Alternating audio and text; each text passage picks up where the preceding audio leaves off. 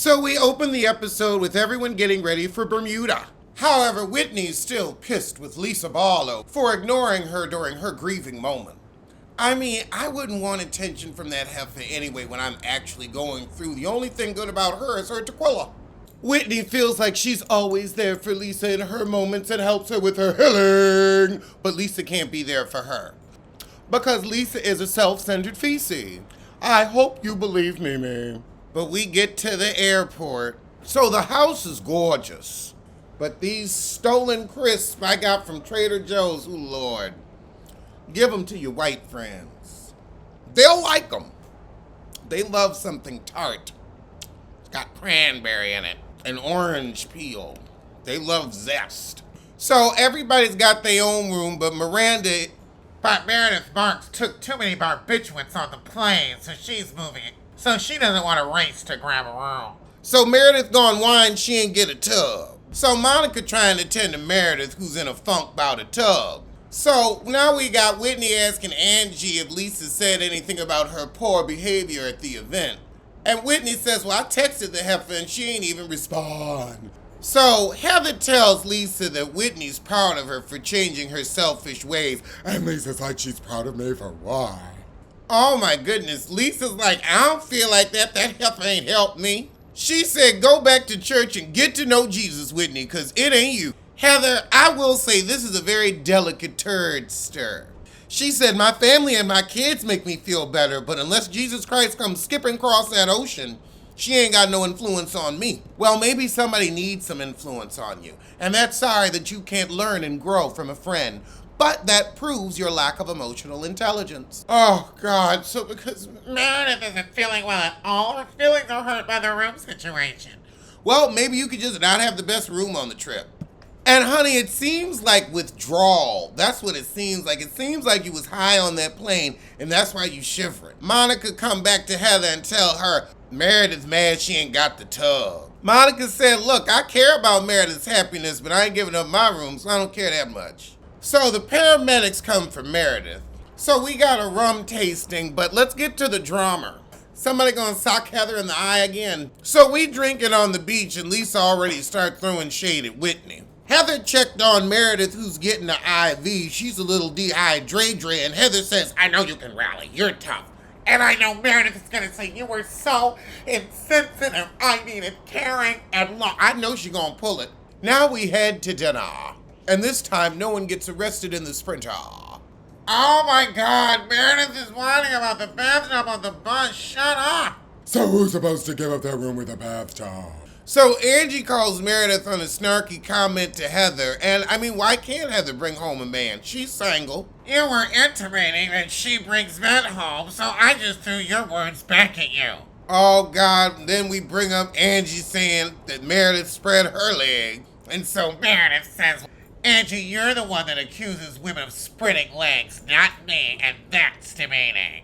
Angie still doesn't believe in Meredith's apology, that it was not heartfelt. What? I've been drinking some eggnog, and he clearly wants some.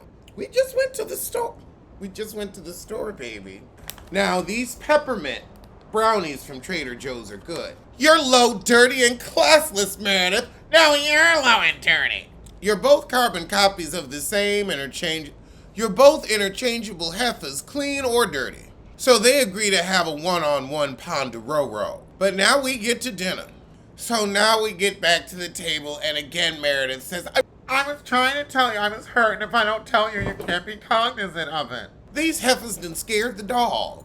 Oh God, now Whitney says, Lisa, like the other day when you hurt my feelings, what'd she do to your teeth? I needed you as my friend to love and support me. Well, I went home from the event upset. I was on eggshells is what was happening. I was on eggshells with you. All I said was you hurt my feelings, and I followed up with a text message. I'm not the one for her to take her grief out.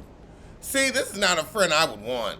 But now Lisa goes in on Whitney and her Tony Robbins routine that she didn't know about. Heather, you ain't stupid. You know exactly how telling Lisa about this conversation was meddling in their friendship. That's what you said to me word for word, that you don't understand how self-absorbed you are. Okay, Heather, stir that turd. You're running away after you made an accusation about me and her. I just think you need to be more for healing. I'm always walking on eggshells. I'm a pit bull, but I hold back for you because you can't handle it. Well, you got me into the middle of your church mass with Heather. No, I didn't get you in the middle of that. Yes, you did. Meredith says to Angie, well, at least it's not us. So now Heather gets involved and she's like, well, Lisa doesn't even have a church journey. She's Mormon 2.0, ho. But now Whitney done told Heather to shut the fuck up and Heather don't know what to do. So Whitney gets back to Lisa and she's like, I was expecting you to comfort me after last year because you did it so much. So I was hurt. Heather's like, I don't buy that bullshit. You the Lulu. So Heather wants to know when they became best friends. She says, spill the tea. And Whitney says, you don't know what me and Lisa's friendship is all about. If you told us, you'd be triggered and try to ruin it. This is none of Heather's business in this conversation. She's trying to activate Lisa. You guys are so jealous of the fact that Lisa and I are friends. And now Lisa agrees with Heather and says, this is crazy. Heather doesn't care about our friendship. Whitney says, you're just mad I'm not calling up your ass. Heather's like, well, why don't we all just fucking leave? I'm over it. And it starts to rain. So we all take our food and get home and sit around the table. So now Meredith and Monica are talking. And Meredith's like, I just had to let everyone know that I was upset about not being able to take a bath when I asked several times. Meredith said if it wasn't for Monica, she'd be on her way home. Meredith said if it wasn't for Monica, I'd be on my way home. And Meredith said it's deja vu with Angie because I've seen this shit before. Gaslighting 101. But now Monica telling us a few weeks ago her and Meredith met for lunch. Oh God, so now Meredith implanted in Monica's head that Angie could be in the Greek mafia. Oh God, now there's messages about Angie from some random mysterious Instagram account talking about tax liens and bankruptcies. The same things that happened to Jen Shah. So this has heifer marks written all over it. Well, that was the shit. I'ma see you soon for something. Bitch, stop clocking my pussy miles. Stop clocking my pussy miles. Bitch, stop clocking my pussy miles. This ain't your odometer. Not your odometer. Not your odometer. The brain is small and the gut is fat. Why would you get pregnant with that? When it comes to money, he ain't got it like that. Why would you get pregnant with that? Why would you get pregnant with that? I said a boop, boop, did-em, dad-em, you's a fool. Boop, boop, did-em, dad-em, he'll screw you. Boop, boop, did-em, dad-em, don't be a fool. Why would you get pregnant with